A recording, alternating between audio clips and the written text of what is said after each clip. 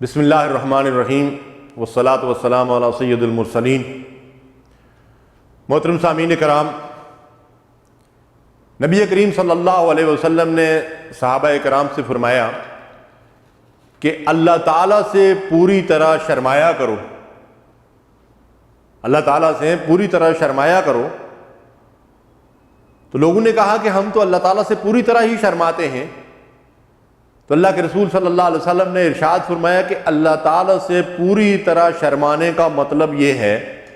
کہ تم اپنے سر میں آنے والے خیالات کی نگرانی کرتے رہو اور پیٹ کے اندر جانے والی غذا کی نگرانی اور دیکھ بھال کرتے رہو، اور موت کے نتیجے میں گل سڑ جانے اور فنا ہو جانے کو یاد رکھو۔ جو شخص آخرت کا طالب ہوتا ہے وہ دنیا کی زیب و زینت اور آرائش سے دستکش ہو جاتا ہے اور ہر موقع پر آخرت کو ترجیح دیتا ہے۔ پس جو شخص ایسا کرتا ہے وہی دراصل اللہ تعالیٰ سے پوری طرح شرمانے والا ہے۔ یعنی آپ دیکھیے کہ اس حدیث مبارکہ میں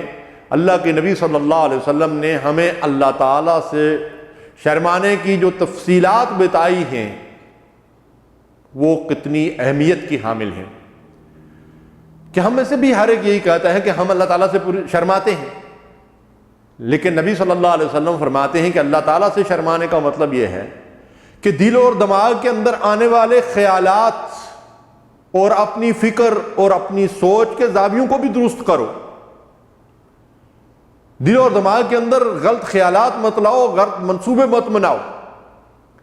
اس لیے کہ جو کچھ انسان دل اور دماغ سے سوچ بچار کرتا ہے اسی کے مطابق پھر اس کا عمل بھی ہوتا ہے۔ تو گویا کہ ہم اپنی سوچ کے زاویوں کو بھی درست کریں، اور اس کے بعد پھر یہ ہے کہ ہم رزق حلال کا کمائیں، جو کچھ کھائیں، جو غذا ہمارے پیٹ میں جائے، جو نوالا ہمارے حلق سے نیچے اترے وہ حلال کا ہو۔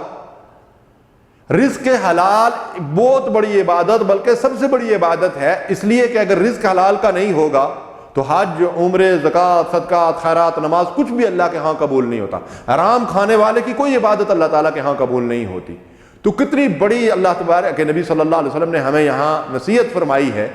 کہ اگر ہم اللہ تعالیٰ سے پوری طرح شرماتے ہیں تو ہمارا رزق حلال کا ہونا چاہیے، مشتبہ چیزوں سے بھی ہم پرہیز کریں اور رزق حلال کے اوپر اکتفا کریں۔ اور پھر فرمایا کہ قبر کے اندر گل سڑ جانے کے عمل کو ہم یاد رکھیں کہ کس طریقے سے ہمارا جسم جو ہے وہ کیڑے مکوڑوں کا کی خوراک اور غذا بنے گا، اور کس طریقے سے مٹی کے اندر ہم گل سڑ جائیں گے۔ اگر ہم اس چیز کو بھول جائیں تو اس کا مطلب یہ ہے کہ ہم اللہ تعالیٰ سے شرمانے والے نہیں ہیں۔ تو اس حدیث مبارکہ میں جو رہنمائی ہمیں ملتی ہے اس میں ایک خاص بات یہ بھی ہے کہ جو بندہ اللہ تعالیٰ سے پوری طرح شرمانے والا ہے وہ آخرت کی فکر کرتا ہے اور دنیا کی زیب و زینت اور آرائش کو ترک کر دیتا ہے، اللہ کے لیے عاجزی اور خاکساری اختیار کرتا ہے۔ تو ہمیں بھی چاہیے کہ ان ہدایات کے اوپر عمل کریں اور اللہ کی رضا اور اس کی خوشنودی کے طالب بنیں اور اللہ تعالیٰ سے پوری طرح شرمانے والوں کے اندر شامل ہوں۔ وصلی اللہ علی نبینا محمد۔